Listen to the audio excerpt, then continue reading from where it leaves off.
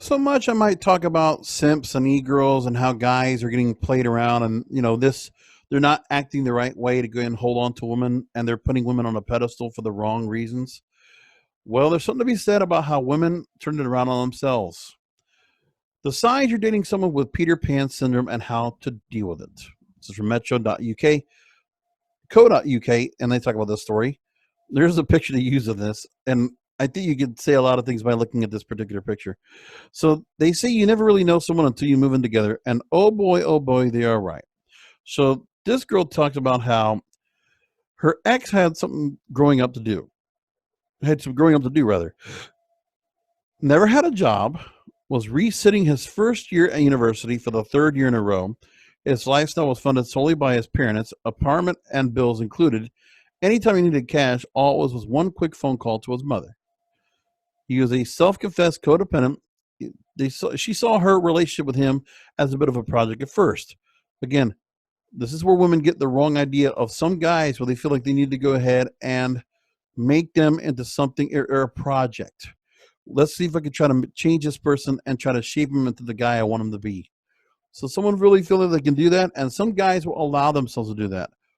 Or guys are hesitant and they're resistant to it. Or there's guys like this. So she would take care of the apartment, cook his meals, iron his clothes, introduce him to shower gel, shampoo, deodorant.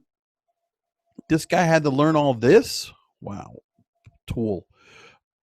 She felt like more his replacement mother than his girlfriend.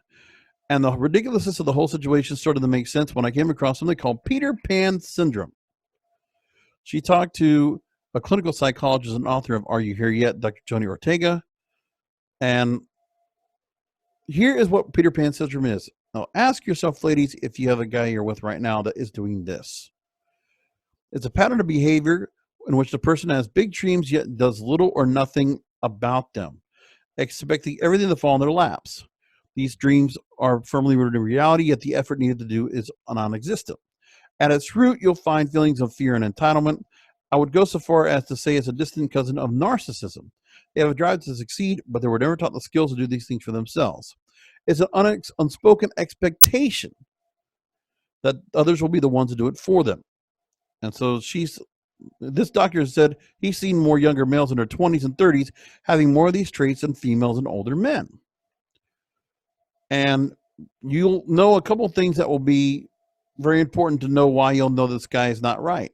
Red flags include that they're quite self-indulgent, wanting to celebrate and party all the time. Well, that's what some women actually like that in a short-term relationship or just someone to date that is celebrating, partying all the time, outgoing and fun to be around and funny and things like that. Here's the other symptoms, according to BetterHelp.com. Telltale signs are a lack of career interest, can't handle adult situations, abuse of drugs or alcohol, trouble with commitment, unreliable and breaks promises, always blames somebody else, uninterested in self-improvement. Well, sometimes ladies will take a guy on as a project thinking, oh, I can go and turn this guy around. I can make something out of him. Well, these are the things that you take. Sometimes you allow this. You accept this to happen. Well, look what happens here. Moving along,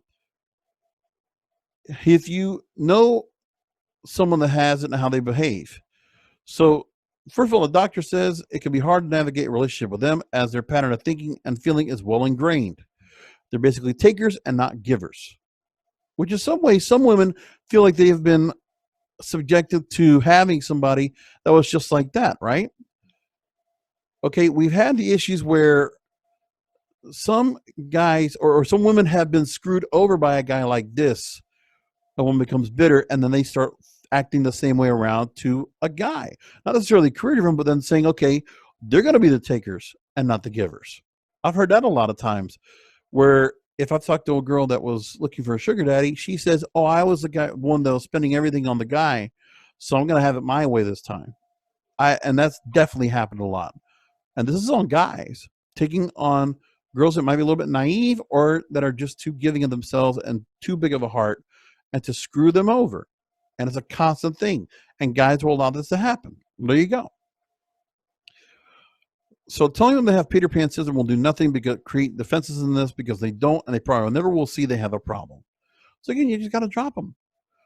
But then some women don't find out until too late, and they don't want to go ahead because of some kind of feeling about if they do this, then they feel like it's going to be a problem. That's going to be, oh, well, we can't do this. I can't just drop this guy. It's not a good perception of me. It's going to look bad on my own end because I failed, or I failed him in some way, shape, or form.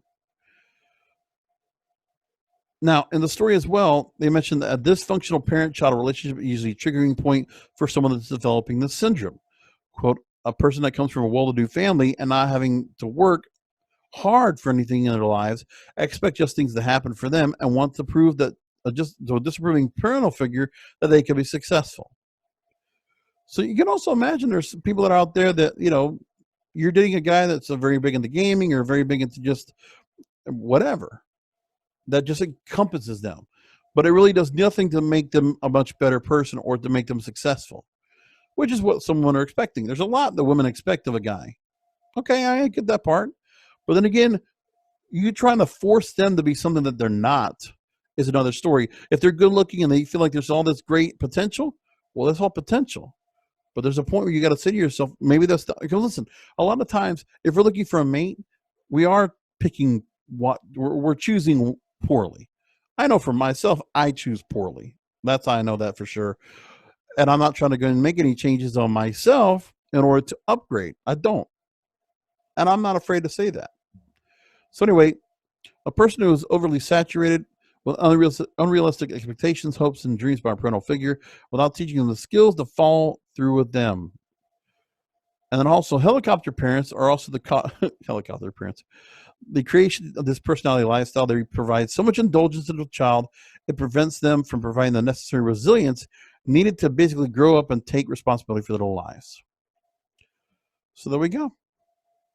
Peter Pan syndrome. Take a look at it, look it up, and if you catch these red flags, dump them.